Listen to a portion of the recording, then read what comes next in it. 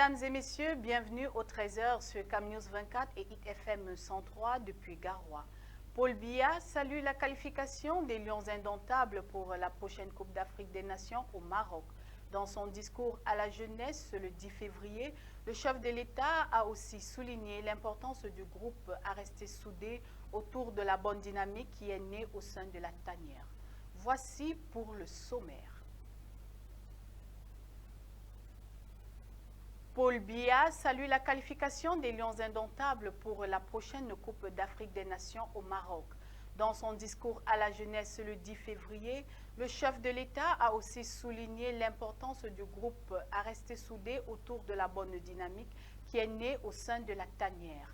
Aline Dida et Michel Ateba nous font l'économie de la dédicace faite à la sélection nationale. Le chef de l'État, Paul Biya, amorce son discours à la jeunesse camerounaise par les Lions indomptables du Cameroun. À cette occasion, le premier sportif, avant de féliciter tout le groupe, joueurs et encadreurs, avec à sa tête Marc Brice, fait un rappel tout au moins important.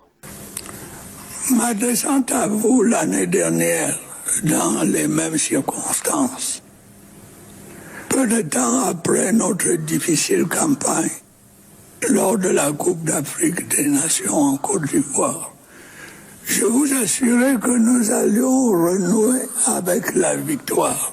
Paul Biya salue par la suite la brillante qualification pour la prochaine Coupe d'Afrique des Nations Maroc 2025. Mais le chef de l'État trouve aussi opportun de mettre en garde tous ceux qui veulent casser la dynamique qui entoure le groupe de Marc Brice, l'entraîneur-sélectionneur. Il me semble toutefois opportun de souligner que la dynamique positive dont nous nous félicitons aujourd'hui n'apportera tous les fruits espérés que si la concorde, la solidarité et l'esprit d'équipe règnent au sein et autour de celle-ci.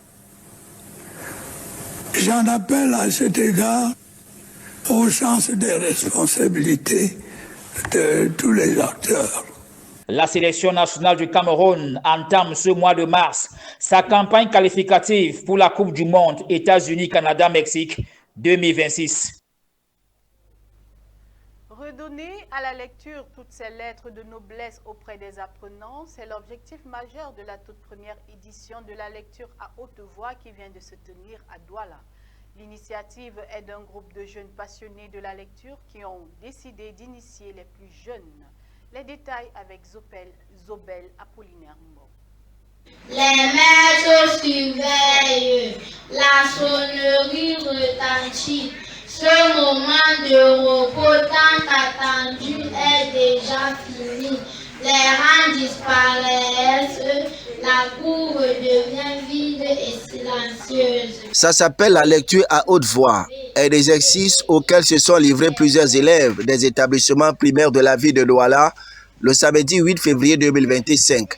L'objectif ici était de jauger la capacité des apprenants à pouvoir lire couramment dans les deux langues, à savoir le français et l'anglais. The sun rose on the same tide from garden and lit up the black number 4 on the doorway front door. Savoir lire, oui, mais surtout écrire, et la formation commence chez les moins grands. O, P, U, L, S, T, U, V, W, Y. L'initiative est de Emmanuel Batamak, journaliste et pédagogue qui a décidé d'apporter sa pierre dans la formation scolaire des élèves en les initiant à la lecture. Qu'un enfant qui ne sait pas lire, on ne peut rien attendre de lui. Et tout tourne autour de la lecture. J'essaie de rappeler aux parents, même des mathématiques, ça me fait, parce que je prends souvent un exemple. Maman est allée au marché, elle a acheté la tomate de 200, elle a acheté le piment de 50. La question qu'on pose, maman a dépensé combien au total? Combien lui reste? Si l'enfant ne sait pas lire, comment il saura s'il faut additionner, s'il faut... Donc c'est un peu ça. Pour cette première édition de la lecture à haute voix, les parents ont été séduits par les performances de leur progéniture. Pour la deuxième édition, le promoteur entend ouvrir une fenêtre plus large en donnant la possibilité aux élèves du secondaire de se frotter à cet exercice ô combien passionnant mais complexe pour les non-initiés.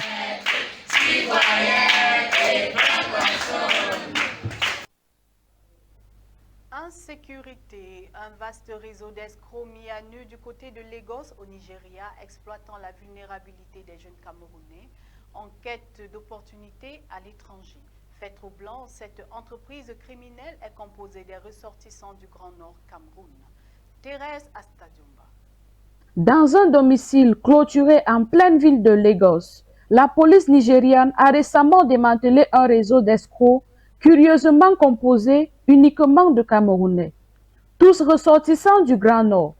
Ces individus mal intentionnés ont trompé nos jeunes compatriotes, leur promettant des opportunités d'emploi à l'étranger. Derrière ces promesses se cache une véritable tragédie, car ces jeunes sont plongés dans un océan de désespoir. Fait troublant, tous les membres de ce réseau proviennent du Grand Nord Cameroun. Dans leur quête illusoire d'un avenir meilleur, nos jeunes frères et sœurs sont attirés par l'illusion d'une vie facile.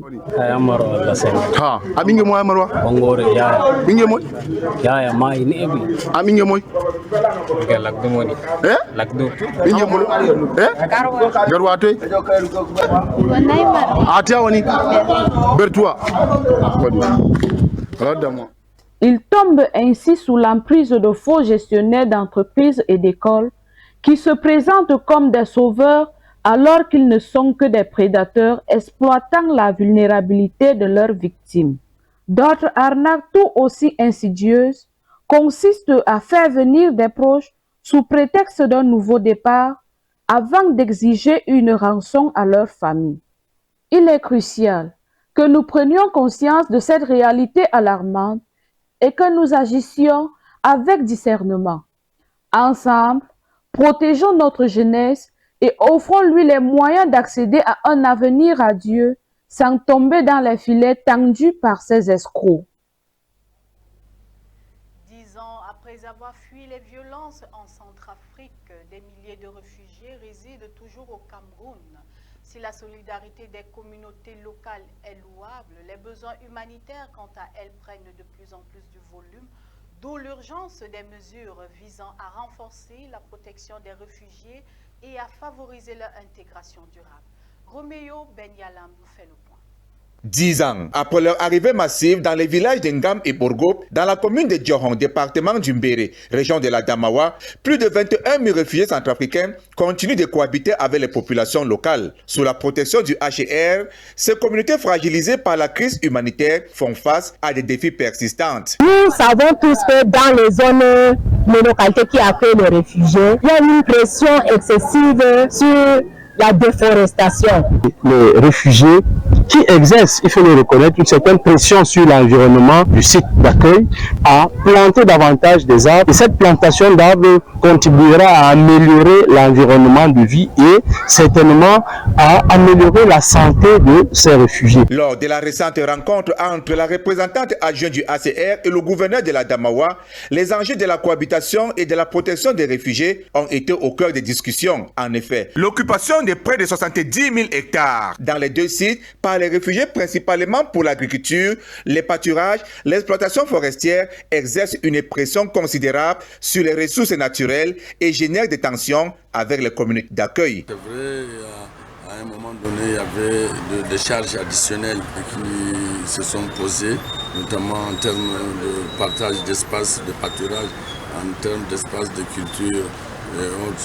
Nous sommes conscients de l'environnement global qui n'est pas favorable par rapport à la mobilisation maximale des ressources. Mais nous restons optimistes. Le HCR vient de confirmer qu'il continue à faire des efforts pour pouvoir mobiliser ces moyens afin que les réfugiés se sentent de plus en plus à l'aise, de plus en plus intégrés dans notre pays. Le départ volontaire de certains réfugiés, couplé au retour d'autres témoins de la complexité de la situation. Pour faire face à ces défis, le HCR et les autorités camerounaises se sont engagés à renforcer la protection des réfugiés et à améliorer la cohabitation avec les populations locales et à soutenir les initiatives de développement durable. Nous sommes plus de 10 ans après, les populations réfugiées sont maintenant très bien intégrées avec les populations locales. Donc c'était juste une visite de terrain, de rencontre, d'évaluation et de voir, comme l'a évoqué monsieur le gouverneur, de voir maintenant, de regarder un peu les solutions durables et de regarder un peu, de continuer les efforts, d'avoir des financements supplémentaires pour continuer nos activités